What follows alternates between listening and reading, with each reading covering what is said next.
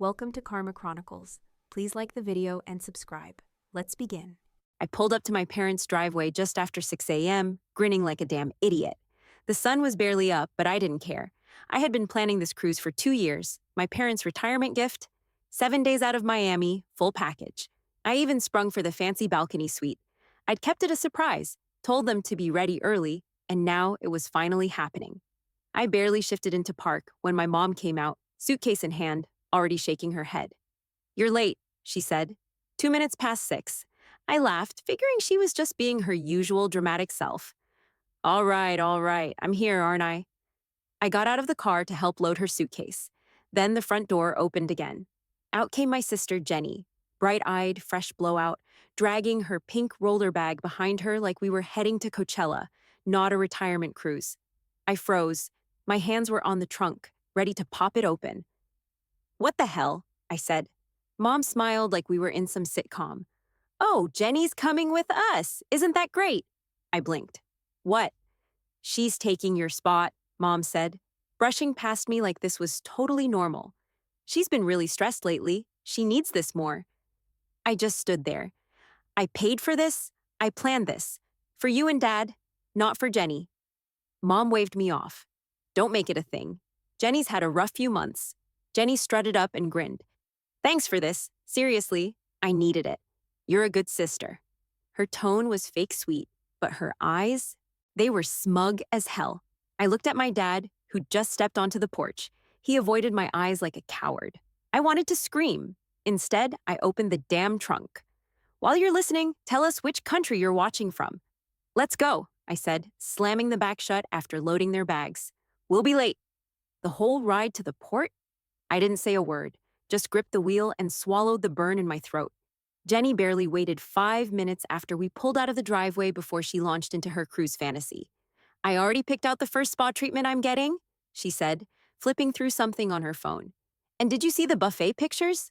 Oh my God, they have a chocolate fountain, like an actual fountain." She looked up at Mom, who was already nodding along.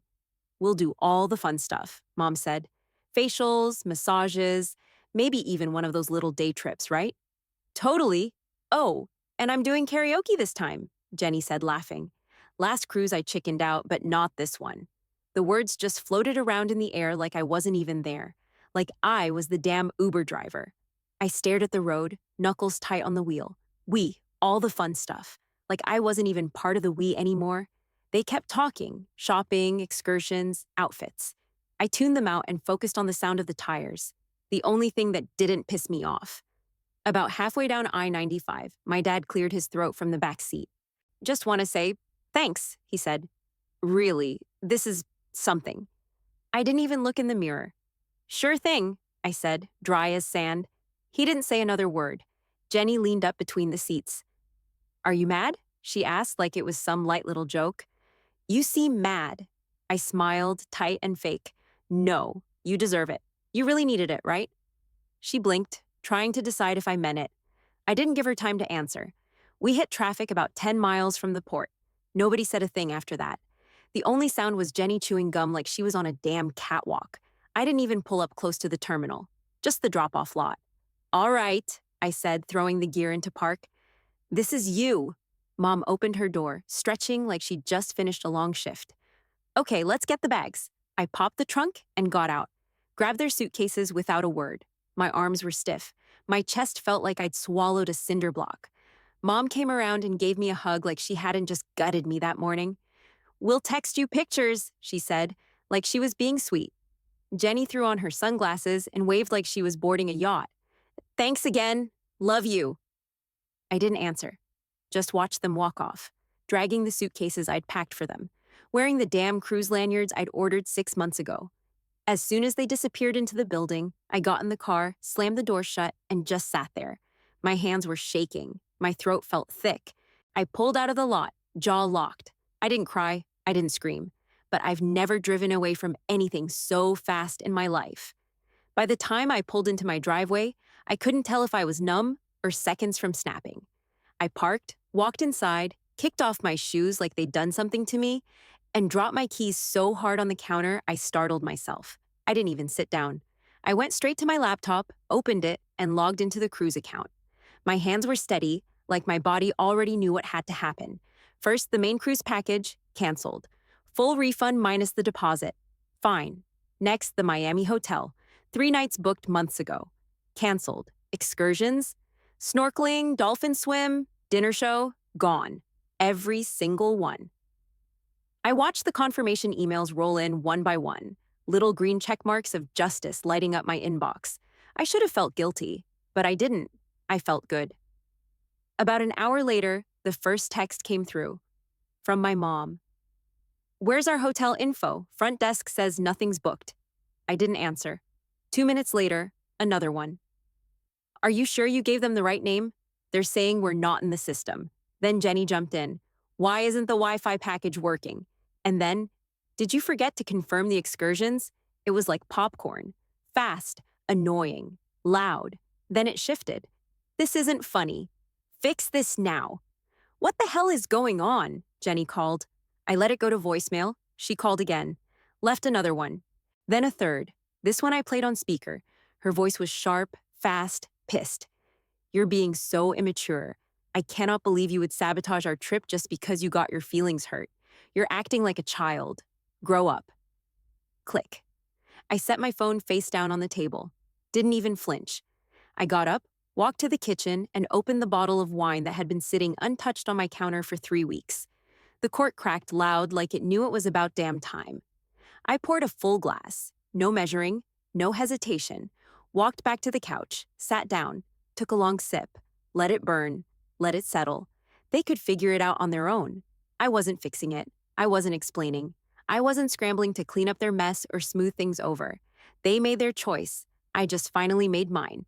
I left my phone off for a full 24 hours, no buzzing, no vibrating, just silence. When I finally turned it back on, the screen lit up like a Christmas tree. 43 texts, 9 missed calls, 4 voicemails, all from my mom, Jenny, and a couple unknown numbers that were probably the cruise line or the hotel trying to make sense of the chaos. I didn't even get through half the messages before the phone rang again. Mom, I answered. The second I said, hello, she exploded. Where are you? The hotel turned us away. They said there's no reservation? Do you know how embarrassing that was? Do you have any idea what we're dealing with here? I didn't flinch. Yeah, I canceled it. Silence. For maybe 2 seconds. Then, you what? I canceled everything, I said flat. Cruise, excursions, hotel, all of it. Her voice cracked into that high, righteous tone I knew too well. You've lost your mind. Why would you do something like that? After all we've done for you? I stood up and walked to the kitchen while she kept going. This was supposed to be a special trip. We thought you'd understand. That line snapped something in me. Understand what exactly? I said. That you replaced me? That after I spent 2 years planning this, you handed my spot to Jenny like it was your +1 to a brunch invite? Her voice dropped. That's not what happened. It's exactly what happened. She didn't respond right away. Then she tried that fake soft tone she always used when she wanted to guilt me. You're taking this too personally. Because it was personal. She sighed like I was the one being difficult. You know how things are with Jenny. She's had a rough year. Yeah, and I've had a rough decade, but I don't throw tantrums and get rewarded with vacations I didn't earn. Her voice tightened again. We just thought maybe you could be the bigger person, just this once. I let that hang. Then I said, I have been the bigger person for 20 damn years. I'm done. And I hung up. 5 minutes later, my phone lit up again. Texts this time. We're family. You're punishing us for no reason? This isn't fair. I didn't answer. Just sat back down on the couch and scrolled through all of it like I was reading spam. Then I called Mom back. She picked up fast. Before she could start again, I cut in. This isn't punishment. You think I'm trying to get back at you? I'm not. She went quiet. This is just me stopping. That's all. I'm not fixing things anymore. I'm not making it easy for you to treat me like I don't matter and still get the benefits. I heard her breathe in like she was about to say something, but I beat her to it. You want to call that punishment? Fine. Call it whatever helps you sleep, but I'm not doing it anymore. Then I hung up again. I didn't answer my phone for the next few days. I didn't block them either. I let the voicemails pile up, each one its own little mess waiting to explode. On the third morning, I made coffee. sat on the edge of my couch, and played them all back to back like a twisted podcast. The first few were from Mom. At first, she sounded irritated, then confused, then just tired. "You're really going to let this ruin everything? This was supposed to be a celebration. Just call me back, please." Then came Jenny's. "You seriously need help. You ruined our vacation because you couldn't handle not being the center of attention for once? This is why nobody wants to deal with you. You overreact to everything. God, grow up." Her voice got sharper with each one, like she thought yelling would fix her image. Dad left just one message. "I don't even know what to say. I'm disappointed. We didn't expect this from you."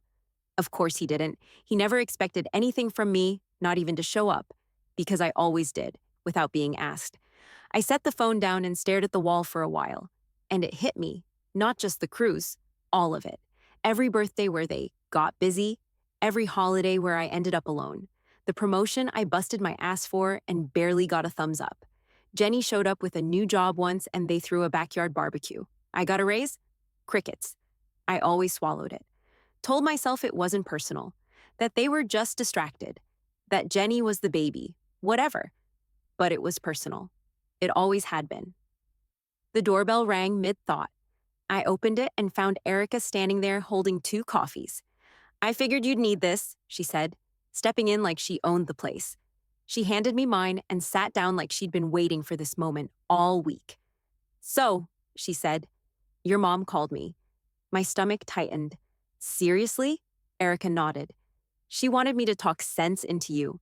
Said you were having an episode or something." I rolled my eyes so hard it hurt. Of course she did. I told her to back off. I told her you're finally doing what you should have done a long time ago. I blinked at her. "You really said that?" "Yeah, because it's true." She sipped her coffee. "You've been jumping through hoops for them your whole life, and all they've ever done is keep moving the bar." I sat back against the couch, quiet. It wasn't the first time someone said that to me, but it was the first time I heard it. Erica leaned forward. "You're not crazy. You're not cruel. You're just done. And that's allowed." Her voice cracked a little at the end, like she was holding back her own frustration for me. I nodded slowly. "Thanks. You don't need their permission to be okay," she said. "You already have people who see you. You just have to start seeing it too." And for the first time in days, I felt like I could breathe again. I waited for them. Didn't text, didn't call, just sat on their porch like I had every right to be there, because I did. It was humid, the kind of thick air that stuck to your skin, but I didn't move. I wanted them to see me the second they pulled in. No hiding, no dodging. When the taxi rolled up, I saw them through the window. Shoulders slumped, faces drawn, suitcases kicked up on the seat between them like a barrier. Jenny stepped out first, sunglasses on even though it was nearly dusk. She looked like hell. "Well," she muttered, dragging her bag. "That was a complete disaster." I didn't say a word. Mom got out slower, her face pinched. "There were no nice hotels left," she said, not even looking at me. "None. We had to stay in some dump near the port." "No excursions," Jenny added, brushing her hair out of her face like she'd just survived a war zone. "Everything was booked. We ate at some buffet with flies." "Everything we tried to do was ruined," Mom snapped, glaring now. "And I know you did it on purpose." I stood up, just calmly stood. "I didn't ruin anything," I said. "You cut me out, so I canceled what was mine." Jenny scoffed. "Seriously?" Mom crossed her arms. "You ambushed us. We thought you'd understand Jenny needed this more." "No," I said. "You decided that. You made that call without me. And you expected me to just smile and take it like always." Mom raised her voice. "It wasn't about replacing you." "Yeah, it was," I cut in. "You replaced me. You chose her. You stood there, smiled, and handed over something I built for you, like I was just the delivery service." Jenny rolled her eyes. "God, you're so dramatic." I turned to her. "You didn't even ask if I was okay with it. You just strutted out with your suitcase and acted like it was a gift. You didn't earn that trip. You stole it." Her mouth dropped open. "I didn't steal anything.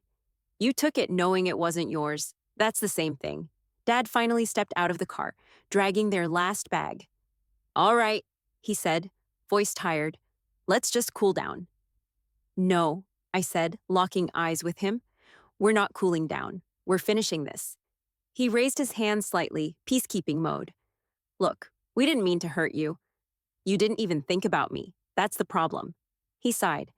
Let's not make this bigger than it is. It's exactly as big as it is, I said. And I'm done shrinking myself to make it easier for you. Mom walked past me to the porch steps. So that's it? You're just walking away from your family? I nodded. I'm walking away from being treated like I don't matter. Jenny laughed under her breath. Jesus, you need therapy. I stepped off the porch and started walking. My voice didn't shake. You don't get to twist this back on me. I did the work. I planned the trip. I paid for it. And when you decided I wasn't worth a seat, I decided you weren't worth the cruise. They didn't follow me. They just stood there, bitter, tired, and empty-handed. Dad called after me. This isn't you. I turned once, halfway down the sidewalk. You never actually knew me. And I kept walking. It was 3 days later when my phone rang again. I was folding laundry, nothing exciting, just minding my business when I saw Dad on the screen. I stared at it for a second, then answered. Hey, he said, voice calm, like we were old buddies catching up. I waited. He sighed. Your mom thinks I'll get through to you? There it was. I stayed quiet. He went on. She's worried. We all are. This whole thing got blown way out of proportion. I scoffed. Yeah, because getting replaced on a trip I paid for is just a small thing. I'm just saying, you're being a little extreme. That word hit me hard. Extreme? I sat down on the edge of my bed. No, I'm being clear. There's a difference. He tried to keep the tone soft, like that would make me cave. This isn't like you? You've never acted this cold. I laughed once, bitter and low. You think this is new? This is me. The version of me that's done lighting herself on fire to keep you all warm. He paused. Look, he said, we just thought Jenny needed it more. There it was. Again. Like that was some magic excuse that erased everything. I snapped. She always needs more. That's the entire problem. Jenny needs more. Jenny's struggling. Jenny's stressed. You all drop everything for her. And when I finally take a stand, I'm the one who's too much. He tried again. She's been having a hard time. And I haven't, I said, cutting him off. You know nothing about what I've been dealing with because none of you ever ask. Silence. I could hear him breathing on the other end, probably searching for the next calm-sounding phrase to guilt me back into line. I didn't give him the chance. I'm not your fixer anymore, I said. Not yours, not Mom's, not Jenny's. If things are broken, let her handle it for once. Your family, he said quietly. And family doesn't mean what you think it means, I shot back. Then I hung up. I sat there with the phone still in my hand, my heart racing but steady. I didn't cry. I didn't scream. I didn't second guess it. I just breathed. The rest of the day I felt raw, exhausted, like something had been pulled out of me, but underneath that, power, relief. I'd finally said it. Not for drama, not for revenge, just the truth. The real truth I'd been swallowing for years. After that call with my dad, something shifted. The silence that used to make me feel anxious, it finally felt good, safe. I didn't return their calls. I didn't check their socials. I just focused on myself for once, really focused. First thing I did was strip the old photos off my hallway wall. You know, the fake happy ones. Family vacations, birthdays, graduation shots where I was smiling, but half the people in the picture couldn't even show up on time. Gone. I replaced them with prints I liked, places I wanted to go, art that felt like me. Then I started hiking again. Just simple trails at first. There was something solid about the dirt under my boots, the fresh air hitting my face. Every step away from my phone felt like gaining something back. I pulled my guitar out of the closet, the one I hadn't touched in years. I didn't even sound good anymore, but I played anyway. It reminded me I still had pieces of myself buried under the mess. And then, one night, I opened my laptop and pulled up the refund emails. The cruise, the excursions, the hotel, all of it sitting there like a blank check. I opened a new tab and typed, Best Solo Trips for Women. Portugal came up. I dreamed of going there for years. I always said, maybe next year.